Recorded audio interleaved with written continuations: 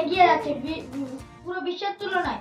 Mobile phone ব্যবহার করে শিক্ষার্থীরা বিভিন্ন ধরনের টেকনোলজি তৈরি করছে। শিক্ষার্থীরা অধিক পরিমাণে নষ্ট হয়ে যাচ্ছে মোবাইল ফোনের মাধ্যমে।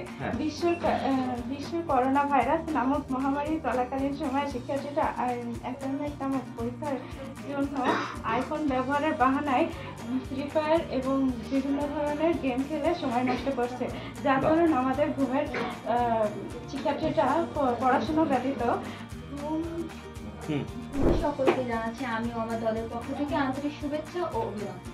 বিষয় মোবাইল ফোন শিক্ষার্থীদের বিকাশে অন্তরায়।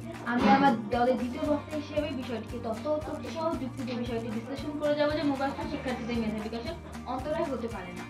মোবাইল ফোন হচ্ছে এমন একটি শক্তিশালী ডিভাইস যা একটি কম্পিউটারের মতো শক্তিশালী, যার দ্বারা মাল্টিটাস্কিং, মাল্টিমিডিয়া, ভিডিও চ্যাটিং ইত্যাদি করা সম্ভব। শিক্ষাক্ষেত্রে মোবাইল ফোন শিক্ষার্থীদের মেধা বিকাশ হচ্ছে, এখানে তাদের বাধা নেই, কারণ মোবাইল ফোনের মাধ্যমে বিভিন্ন ধরনের অনলাইন কোর্সে শিক্ষার্থীরা বিভিন্ন কোর্সের মাধ্যমে জ্ঞান অর্জন করতে পারছে। শিক্ষা ভবিষ্যতে বিভিন্ন প্রযুক্তি এআই নির্ভর হবে, তবে বর্তমানে বিভিন্ন এআই নির্ভর প্রযুক্তির সাহায্যে শিক্ষার্থীরা এআই নির্ভর শৈলের মানানসই ব্যক্তিগত শিক্ষা অর্জন করতে পারছে। শিক্ষার্থীরা খুব সহজে ঘটে যাওয়া ঘটনা মোবাইল ফোনের মাধ্যমে জানতে সক্ষম হচ্ছে, যেমন রুয়ান্ডার গণহত্যায় 1993 সালে 5 লক্ষেরও বেশি মানুষ মারা যায়। দলের কাছে প্রশ্ন থাকবে যে মোবাইল ফোন যদি শিক্ষার্থীদের মেধা বিকাশে অন্তরায় হয়, তাহলে কেন 1994 সাল থেকে 2023 সালের মধ্যে গণনা হিসেবে বাংলাদেশ টেকসই কমিউনিটির হিসাব অনুসারে মোবাইল ফোনের ব্যবহারকারী 19 কোটিরও বেশি। মডারেটর বিজ্ঞ বিষয় মন্ডলী সহ উপস্থিত সুধী সকলকে জানাই আমার দলের পক্ষ থেকে আন্তরিক শুভেচ্ছা এবং অভিনন্দন। মাননীয় মডারেটর, আজকে আমাদের বিতর্ক বিষয় নির্ধারিত হয়েছে মোবাইল ফোন ব্যবহার শিক্ষার্থীদের মেধা বিকাশের অন্তরায়। ইতিমধ্যে আমাদের দলের প্রথম বক্তা মোবাইল ফোন শিক্ষার্থী ও মেধা বিকাশ এই তিনটি বিষয়কে সংজ্ঞায়িত করেছেন। আমাদের দলের দ্বিতীয় বক্তা এই বিষয় সম্পর্কে আমাদের দলের অবস্থান সুস্পষ্ট করেছেন। আমি দলের তৃতীয় বক্তা হিসেবে যুক্তি এবং তথ্য প্রদানের মাধ্যমে প্রমাণ করে দিয়ে যাবো যে মোবাইল ফোন ব্যবহার শিক্ষার্থীদের মেধা বিকাশের অন্তরায়। মাননীয় মডারেটর, প্রথমেই বলতে চাই যে মোবাইল ফোন হলো একটি আসক্তি। এই আসক্তি শিক্ষার্থীদের শিক্ষা জীবনকে শেষ করে দিচ্ছে।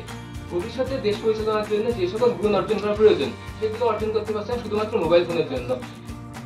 দলের প্রথম বক্তা বলে গেলেন আর্টিফিশিয়াল ইন্টেলিজেন্সের কথা।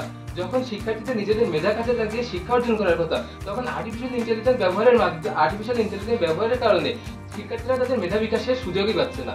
যখন মেধা তারা কাজে লাগাতে পারছে না, তখন মেধা বিকাশের কথা কিভাবে আসে? পারমাণবিক বোমা আবিষ্কারের পরে রাশিয়া এবং আমেরিকা তারাও পারমাণবিক বোমার সংখ্যা বৃদ্ধি করেছে।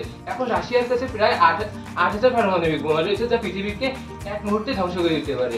অর্থাৎ এই পারমাণবিক বোমা কি ভালো জিনিস? মাননীয় মডারেটর আবার বলতে চাই যে মোবাইল ফোন কিভাবে শিক্ষার্থীদের মেধাকে ধ্বংস করছে। মিডিয়া রিসার্চের 33তম প্রতিবেদন অনুসারে আমেরিকা 293টি বিশ্ববিদ্যালয়ে 50,000-এর বেশি শিক্ষার্থী বলে যে মোবাইল ফোন ছাড়া তারা একদিনও বাঁচতে পারবেন না। যখন মোবাইল ফোন শিক্ষার্থীদের মেধাকে ব্যবহারই করার সুযোগ দেয় না, তখন মোবাইল ফোন কিভাবে মেধা বিকাশ করবে?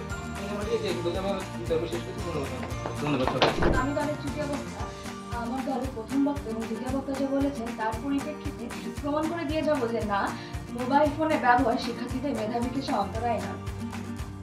আমাদের পক্ষ দলের তৃতীয় বক্তা জিজ্ঞেস করে গেছেন কিভাবে মোবাইল ফোনের ব্যবহার আমাদের মেধা বিকাশে অন্তরায়।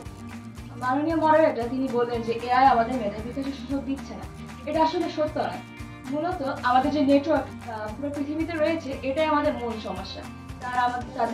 তার যদি একটি উদাহরণ দিই, বর্তমান চায়নায় যেখানে ফুললি ইন্টারনেটটা তাদের কন্ট্রোলে আছে, সেখানে আমরা দেখতে পাচ্ছি শিক্ষার্থীরা মোবাইল ব্যবহার করছে। বর্তমানে ইংল্যান্ডে 56% স্কুলে মোবাইল ফোনের ব্যবহারের সুযোগ দেওয়া হয়েছে। এটি একটি পরীক্ষা কিভাবে শিক্ষার্থীরা তাকে ব্যবহার করে, কিভাবে সেখানে নেটওয়ার্কটা কাজে লাগায়। বর্তমানে দেখা যাচ্ছে 21% স্কুল সেখানে সফল। মানে বোঝা যাচ্ছে মোবাইল ফোনের ব্যবহার আসলে মেধা বিকাশের অন্তরায় নয়, বরং কিভাবে নেটওয়ার্কটা কাজ করছে এবং তার ফলে শিক্ষার্থীরা কিভাবে প্রভাবিত হচ্ছে সেটাই মূল কারণ। যদি আপনি আমেরিকায় যান, সেখানে বলা হচ্ছে যে হ্যাঁ, আমরা মোবাইল ফোনের ব্যবহারের ফলে একদিনও বাঁচতে পারবো না যদি আমাকে মোবাইল ফোন ব্যবহার করতে না দেওয়া হয়।